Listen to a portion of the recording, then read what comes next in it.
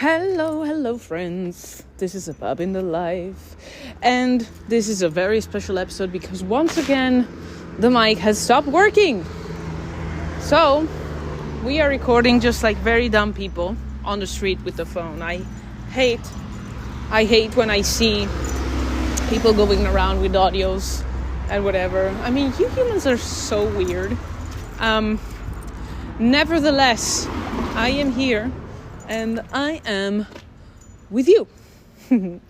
So, in today's podcast, we're going to talk about the fact that I am ranging around 150 episodes and I'm freaking happy about it. But anyways, sorry for the bad audio, but we still want to be here with you. We are talking about quantity yet again.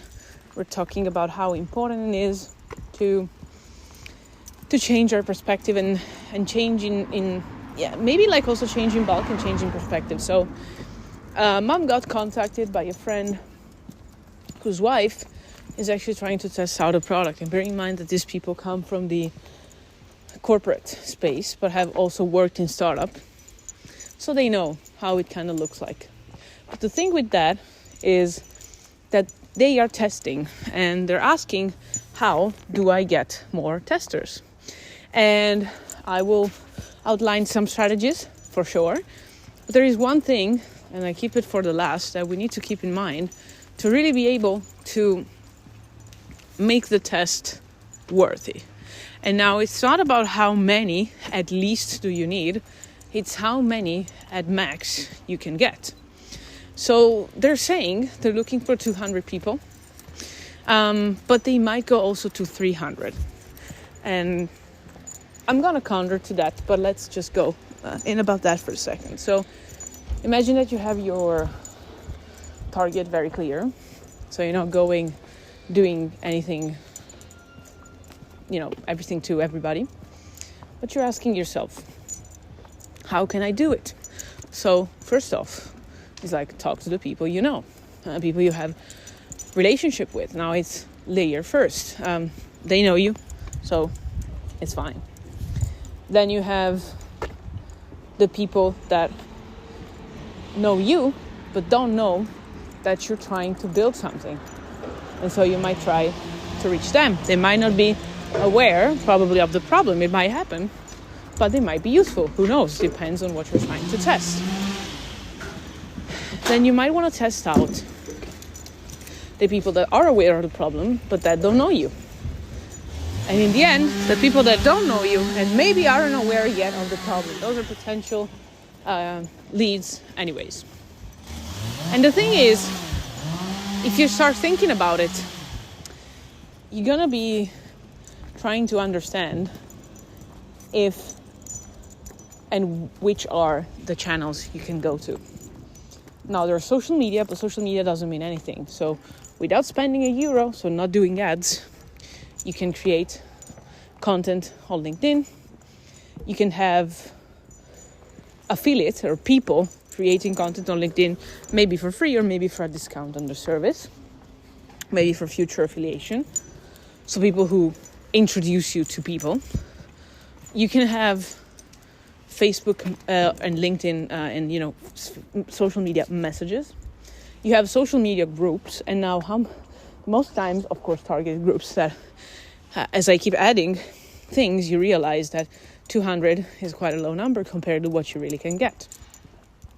You can see if you want to do it in Italy or not in Italy as your general country or your basic country, and then have other countries follow. Just broaden your range. You can then see if that is not enough. You can go to blogs. You can go to opinion leaders in that space and try and also get more classical type of content and more classical type of connection. So write something on the newspaper or have somebody write it down for you. There are announcements on the newspaper. I don't know if you know. We're not spending dimes, so we're not doing ads or flowers or whatever.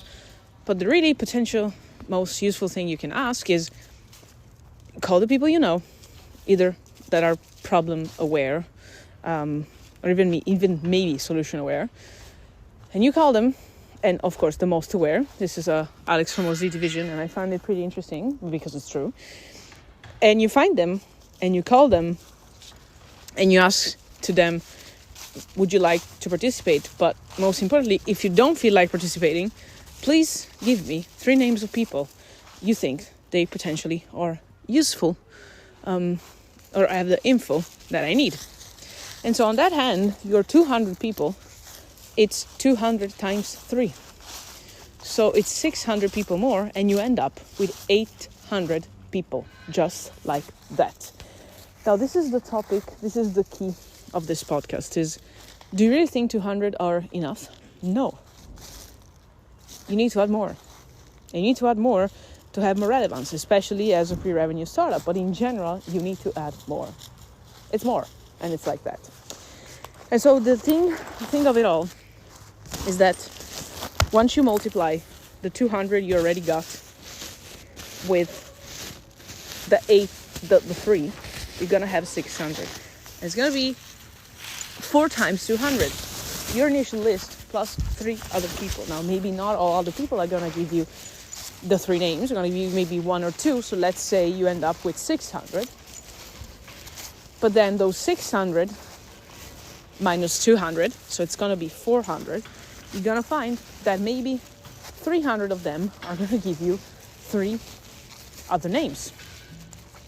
And so it's 300 times 3 more. 900 plus 600. I mean, it's a lot. And you end up with 1,500 potential customers, 1,500 people that are answering to your questionnaire or whatever it is. So the topic and the objective of today's podcast is really to make you understand. It's not that it's hard. It's just that it takes time. It's not impossible to get to those people. It just takes time and work and procedural knowledge of it all.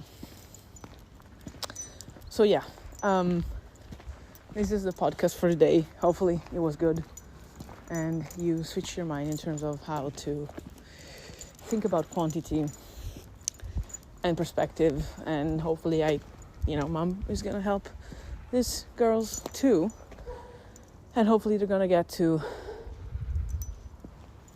not 200 but 2,000 people, even if it's gonna take time, because it's gonna take fucking time.